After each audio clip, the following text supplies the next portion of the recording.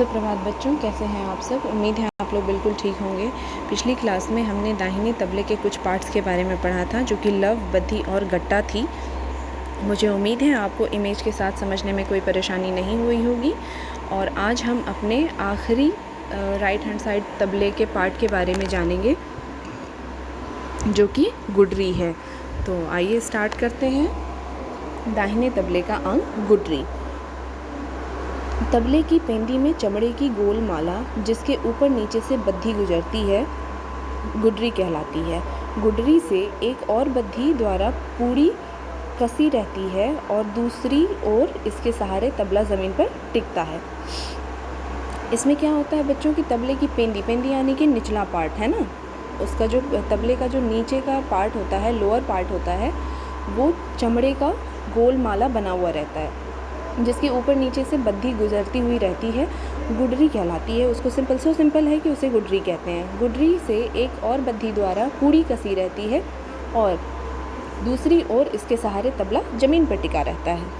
तो ठीक है, आपको ये समझने में दिक्कत नहीं आई होगी कि उसे बेस मिलता है जिसकी वजह से वो ज़मीन से टिकता है ना। और इसी के साथ आज का राइट हैंड साइड तबले का पार्ट यहीं एंड हो रहा है। आज की ही क्लास में हम लेफ़्ट हैंड साइड तबले के बारे में भी जानेंगे, ठीक है। और लेफ़्ट हैंड साइड तबले को डग्गा कहते हैं, जो कि बड़ा वाला हिस्सा होता है। तबला दो तरह का होता है, आपने देखा है। एक छोटा वाला पार्ट होता है जिसको हम दाहिना तबला कहते हैं, और एक बड़ा वाला पार्ट होता है जिसको लेफ़्ट बायां तबला या फिर डग्गा कहते हैं।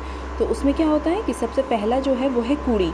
कूड़ी किसे कहते हैं, आप इसको समझने के लिए इमेज ज़रूर अपने सामने निकाल लेंगे। जिस प्रकार दाहिने तबले में लकड़ी पर पूड़ी कसी रहती है, उसी प्रकार बाएं अथवा डग्गे में कूड़ी के मुंह पर पूड़ी कसी रहती है। कूड़ी मिट्टी, तांबे अथवा लकड़ी की होती है। दोनों ही तबले के पार्ट्स में काफ़ी सिमिलैरिटीज़ हैं, अगर आप ध्यान से देखें और समझने की कोशिश करें तो।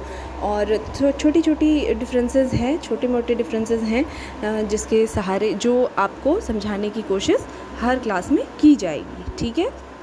तो जिस तरीके से दाएं तबले में पूड़ी होता था, उसी तरीके से कूड़ी का काम है लेफ़्ट हैंड साइड तबले के बारे में, डग्गे के बारे में, ठीक है। इसके और भी बहुत सारे पार्ट्स हैं जिसको हम 1 बाय 1 हर क्लास में पढ़ने की कोशिश करेंगे। आप इसको लिखना ज़रूर याद रखें और प्लस इमेज भी ज़रूर देखा करें, क्योंकि दोनों ही पार्ट्स बहुत सिमिलर हैं, तो बहुत कन्फ्यूज़न भी है इसमें। अगर आप स्क्रीन पे अपने इमेज निकाल के पढ़ेंगे तो आपको समझने में आसानी होगी। अगली क्लास में अगले टॉपिक के साथ मिलेंगे, तब तक अपना ख्याल रखें। धन्यवाद।